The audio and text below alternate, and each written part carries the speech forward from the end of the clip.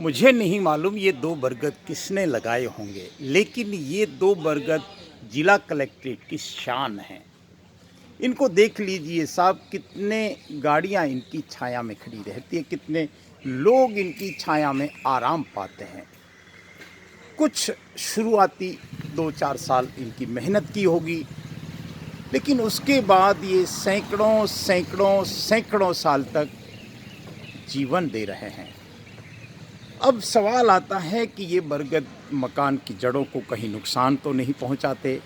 तो इस तरह की नासमझी हमको छोड़नी पड़ेगी साहब। मैं आपको कुछ ऐसे घर बता सकता हूं जो जिनसे मात्र 10 फुट की दूरी पर बड़े बड़े बरगद हैं। मैं एक बरगद और दिखा देता हूं, और इस बरगद को आप स्पर्श करें। देखिए, इसमें जो फल लग रहे हैं ना, बरगद एक धर्मशाला है पक्षियों की। अरबों खरबों या असंख्य जीवों का स्थान है। ये बोधि वृक्ष है। और इस बरगद को देखिए, आने वाला समय और आलसी होगा, ये निश्चित मान के चलिए। हमने पिछले 3 दशकों से देखा है, हमारा पर्यावरण प्रेम सिर्फ फूल पत्तियों तक सिमट कर रह गया। बरगद हम सच में भूलते जा रहे हैं। ये 2 बरगद और भी होंगे, लेकिन ये 2 बरगद एक सुरक्षित स्थान में रहने से सुरक्षित हैं। लेकिन आप यहाँ आए होंगे अनेक बार, क्योंकि ये कलेक्ट्रेट के बरगद हैं। आपने यहाँ इसके नीचे खड़े होकर अनुभव किया होगा, यहाँ की उस हवा को महसूस किया होगा, यहाँ के इन फलों को स्पर्श किया होगा। चलो मैं स्पर्श कर लेता हूँ। ये बरगद में जो पीपल में गोल आती है, और बरगद में भी इसी तरह के फल आते हैं। अब इन फलों को कौन खाता है भाई? इन फलों को पक्षी खाते हैं, और ये पक्षी तृप्त होते हैं। और इन पक्षियों का पालन इन बरगद के इन फलों से होता है। मुझे समझ नहीं आ रहा कि बरगद के प्रति इतना दोष आरोपण कब हो गया, कैसे हो गया। अरे भाई, बरगद की जड़ें अगर गहरी चली भी गई, बरगद स्वयं नहीं हिलता, और आप मान के चलिए ये हिलने भी नहीं देता। अगर इसके आसपास कुछ भवन भी बन जाए, देखिए मुझे तीसरा बरगद और दिखा है। हो सकता है ये कालांतर में एक ही बरगद रहा हो, और इसकी शाखाएं बढ़ती गई। मैंने वर्माण का एक बरगद आपको दिखाया था सिरोही टेम्पल्स के माध्यम से। आप उस बरगद को देख लीजिए। देखिए, ये एक आज से कुछ 2 साल पहले हेरिटेज यात्रा निकाली थी, तो वहाँ विरासतों की बात की थी। तो मुझे लगा, अगर पर्यावरण की सबसे बड़ी विरासत अगर कहीं है सिरोही मुख्यालय पर, तो ये 2-3 बरगद जो सामने दिखाई दे रहे हैं।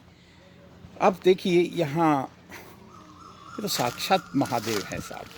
अभी कल से श्रावण शुरू हो जाएगा, हम श्रावण में भक्ति करेंगे महादेव की। लेकिन आपने गुरु गोरक्षनाथ जी को कभी बरगद के नीचे बैठे हुए उनका फोटो देखा होगा, उनका ध्यान लगाते हुए महात्मा बुद्ध को देखा होगा इस बरगद के नीचे। काश हम बरगद प्रेमी बन जाएं। और जो तथाकथित विद्वान है, मैं आज थोड़ी सी अगर कड़वा भी बोल जाऊं तो इसमें कोई बुरा मानने की बात नहीं है। जो तथाकथित विद्वान हैं, वो इस नासमझी को दूर कर दे साहब कि बरगद कोई नुकसान पहुंचाएगा। बरगद ने आज तक किसी की जीव हत्या नहीं की है। ये तो जीवन दाता है, ये तो साक्षात महादेव है। महादेव का स्थान है, महादेव का मंदिर है। और एक बात और, बहुत सारे लोग कहते हैं कि बरगद के नीचे कोई पनपता नहीं। भाई, ये अशोक कैसे पनप गया? कैसी बेहूदी बात होती है इस दुनिया में कि बरगद के नीचे कुछ पनपता नहीं। ये अशोक कैसे पनप गया? ये खजूर कैसे पनप रहा है? और कचरा नहीं पनपता, ये सच है। बरगद के नीचे कचरा नहीं, यहाँ कोई गाजर घास नहीं पनप सकती जिसका उपयोग नहीं है।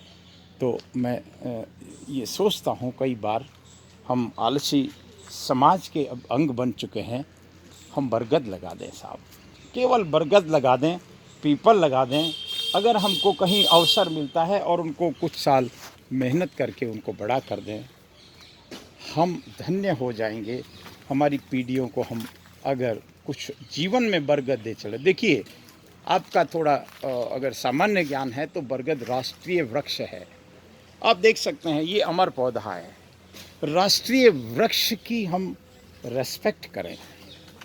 मैं मेरे कुछ मित्रों से, मेरे कुछ आदरणीय मित्रों से ये ज़रूर कहूँगा कि बरगद के प्रति सम्मान आपका कम नहीं होना चाहिए। बरगद लगाएं।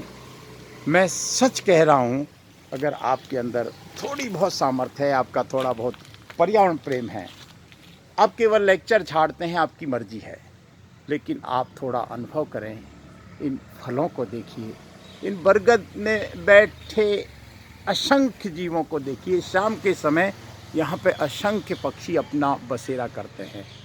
मैं मेरी बात को विराम देता हूँ, लेकिन कितने लोग इस बरगद की छाया में बैठते हैं साहब। आज सोचिए आने वाले समय में प्रदूषण और किस लेवल तक बढ़ जाएगा।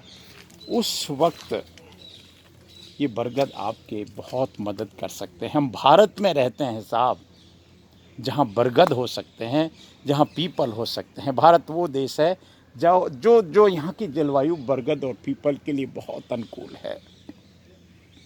हम भ्रम को मिटाएं, बरगद लगाएं।